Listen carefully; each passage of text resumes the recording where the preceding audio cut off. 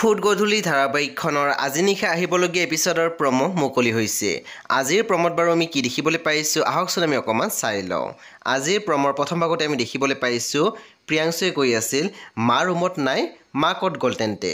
তাৰপিছত আমি প্ৰমোত দেখিবলৈ পাইছোঁ গৰিমাই ফোনত কৈ আছিল হেল্ল' মাহী, মই গৰিমাই ক'লোঁ, মা বাৰু আপোনালোকৰ ঘৰতে আছে নেকি? তাৰপিছত আমি প্ৰমোত দেখিবলৈ পাইছোঁ পৰিয়ে কৈ আছিল ফোনটো ৰাখিয়ে দিলে যে। তাৰপিছতে প্ৰমোদ দেখিবলৈ পাইছোঁ গৰিমাই কৈ আছিল মাৰ কিবা খবৰ পালেনে? তেতিয়া প্ৰিয়াংশুৱে কৈছিল নাই পোৱা। পুনৰ গৰিমাই মাত দিছিল আপুনি কথাটোত বৰ এটা গুৰুত্ব দিয়া নাই যেন লাগিছে। এনেকৈ ঘৰৰ পৰা মানুহজনী হঠাৎ নাইকিয়া হৈ যোৱাটো সাধাৰণ কথা নহয়। প্ৰমৰ একেবাৰে অন্তিম ভাগত আমি দেখিবলৈ পাইছোঁ অনু ক'ৰবাত থিয় হৈ আছিলে।